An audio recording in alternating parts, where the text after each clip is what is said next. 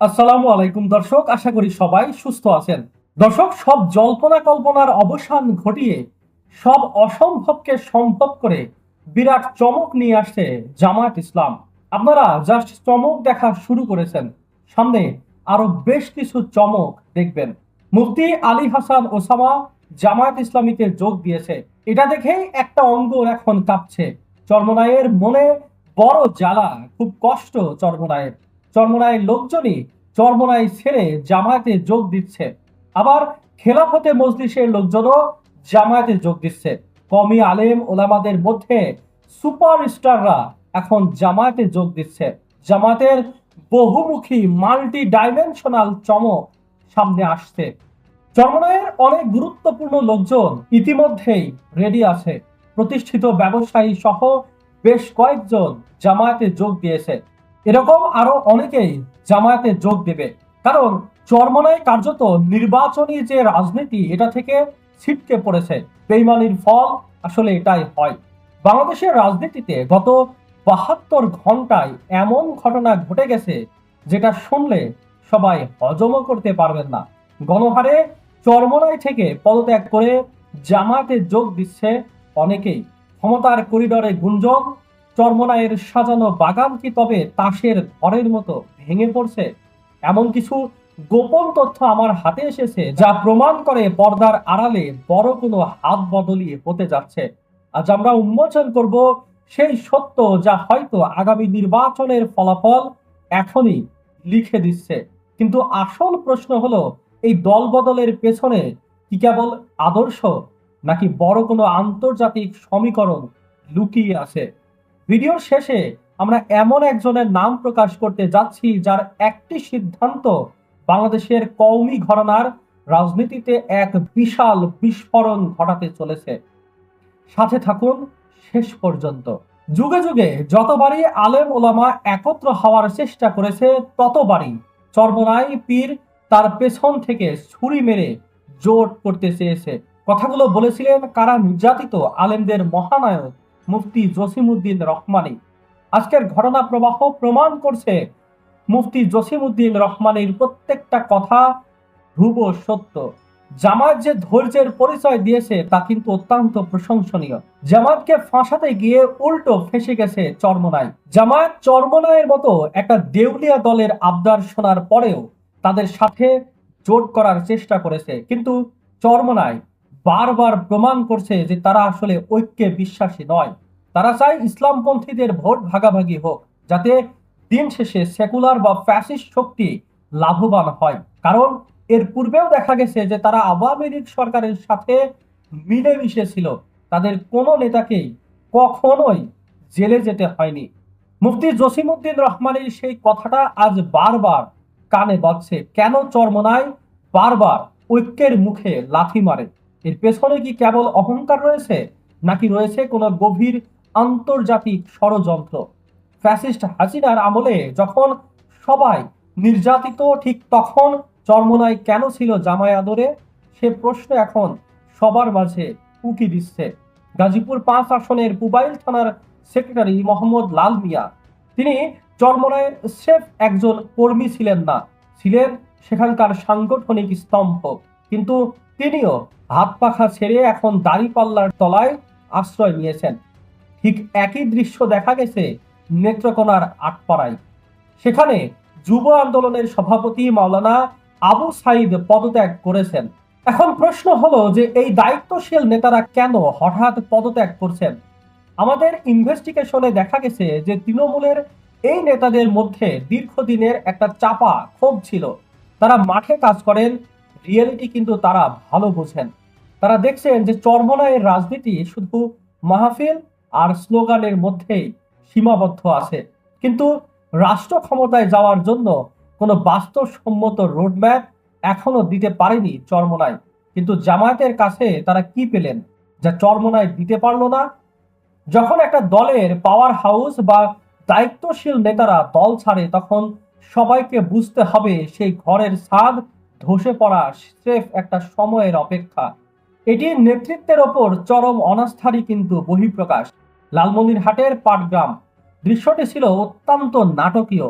চরমোনাইয়ের সাবেক আইন বিষয়ক সম্পাদক ইরশাদ আল হাবিব যখন জামায়াত নেতা কাজী আবুল কালাম আজাদের হাত থেকে সদস্য ফর্ম নিচ্ছিলেন, তখন তার চোখে মুখে কোনো দ্বিধা ছিল না, ছিল এক ধরনের স্বস্তি। কিন্তু কেন?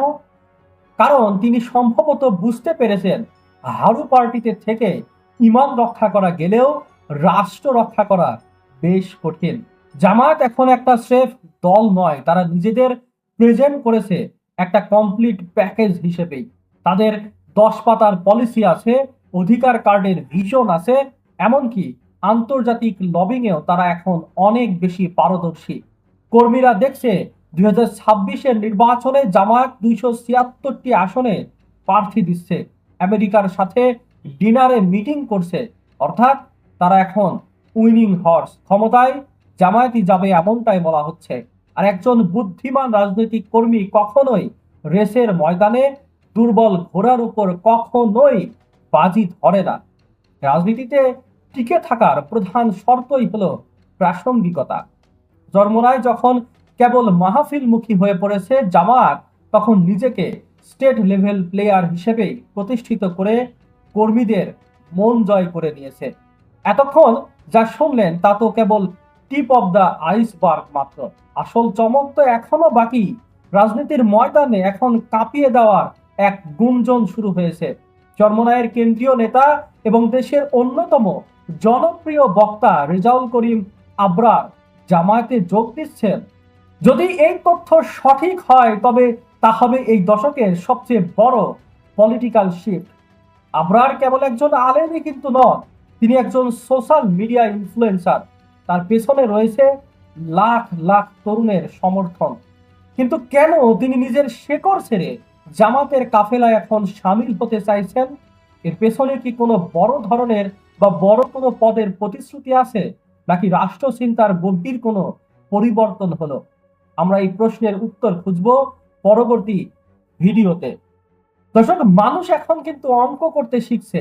ধর্মপ্রাণ ভোটাররা গত কয়েক বছরে দেখছে চরমোনাইকে ভোট দিলে আসন তো আসেই না, উল্টো জামানত বাজেয়াপ্ত হয়। এতে ইসলামী ভোটগুলো ভাগ হয়ে বেনিফিট পায় সেকুলার শক্তিগুলো। এই বাস্তবতা এখন তৃণমূল কর্মীদের ইমানের দাবি থেকে সরিয়ে বুদ্ধিমত্তার দাবির দিকেই নিয়ে গেছে। জামাত এখন কওমি স্কলারদেরকেও মূল্যায়িত করছে, যেমন মুফতি ওসামা, রেজাউল করিম আবরার এর মতো আরো বেশ কিছু মেধাবীরা দেখছেন জামায়াতে গেলে তাদের মেধার মূল্যায়ন হবে এবং রাষ্ট্র ক্ষমতায় অংশ নেওয়ার সুযোগ পাওয়া যাবে। এর ফলে যা হচ্ছে তাতে চরমোনাইয়ের ভোট ব্যাংক এখন 3% থেকে নেমে 1% নাম চলে গেছে। দর্শক, বিএনপি যেখানে ভেবেছিল ইসলামী ভোট ভাগ হবে, সেখানে সব ভোট এখন একটা নির্দিষ্ট পতাকার তলে একত্রিত হচ্ছে। ভোট ট্রান্সফার কেবল সংখ্যার খেলা নয়। গাজীপুরের লালমিয়া কিংবা পাটগ্রামের এরশাদ আল হাবিব এরা স্রেফ শুরু। 2026 সালের নির্বাচনে যদি রেজাউল করিম আবরারের মতো আইকনরা জামাতের মঞ্চে দাঁড়ান, তবে হাত পাখার ঝুলি যে শূন্য থাকবে তা এখন হলফ করেই বলা যায়। জামাত প্রমাণ করেছে তারা স্রেফ একটা দল নয়, তারা এই মুহূর্তে ইসলামপন্থীদের জন্য সবচেয়ে নিরাপদ এক আশ্রয়স্থল। চরমোনাইয়ের সামনে এখন দুটি পথ খোলা, হয় ইগো ত্যাগ করে মূলধারার ঐক্যে ফিরে আসতে হবে, আর না হয় রাজনীতির আস্থা করে হারিয়ে যেতে হবে। কিন্তু আসল রহস্য তো এখনো বাকি রয়ে গেছে। বিগত 15 বছরের ইতিহাস পর্যালোচনা করলে দেখা যায় যে চরমোনাই পীরের দল ফ্যাসিস্টের সহযোগী হিসেবেই বারবার জনগণের সাথে বেইমানি করেছে। রাজনৈতিক বিশ্লেষকরা বলছেন ফ্যাসিস্ট হাসিনার আমলে সবচেয়ে বেশি সুবিধাভোগী ছিলেন এই চরমোনাইয়ের পীর। কথাটি নির্মম হলেও কিন্তু সত্য। যখন জামায়াত ইসলামীর শীর্ষ নেতাদের ফাঁসিতে ঝুলানো হচ্ছে, যখন হেফাজতের নেতাদের শাপলা চত্বরে রক্ত ঝরছিল, যখন আলেম ওলামাদের পায়ে ডান্ডা বেরি পরানো হচ্ছিল, তখন চরমোনাইয়ের পীরের দল ছিল অবিশ্বাস্যভাবে নিরাপদ। তারা নির্বিঘ্নে সমাবেশ করেছে, পুলিশ তাদের পাহারা দিয়েছে। কিন্তু কেন? কারণ হাসিনা জানতেন যে এই দলটি তার জন্য হুমকি নয়, বরং এটি ইসলামী ভোট ব্যাংককে বিভক্ত করার এক কৌশলগত হাতিয়ার মাত্র। আজ এই চরমোনাই 100 আসনের দাবি নিয়ে এসেছে। জামাত ইসলামী যখন জেল জুলুম সহ্য করেছে, রক্ত দিয়ে নিজেদের অবস্থান তৈরি করেছে, তখন চরমোনাইয়ের পীর ছিল সেফ জোনে। দর্শক, আপনার কি মনে হয়, চরমোনাই কি ধ্বংস হয়ে গেল? জানিয়ে দিন নিজের এই কমেন্ট বক্সে, এবং কোথা থেকে আমার এই ভিডিওটি দেখছেন সেটি অবশ্যই জানিয়ে দেবেন। দর্শক, আজকের মতো এখানে বিদায় নিচ্ছি। পরবর্তী কোনো বিশ্লেষণ ধর্মী ভিডিও নিয়ে অবশ্যই হাজির হব আপনাদের সামনে। ততক্ষণে ভালো থাকবেন, সুস্থ থাকবেন, আর দেশকে ভালোবাসবেন। আল্লাহ হাফেজ।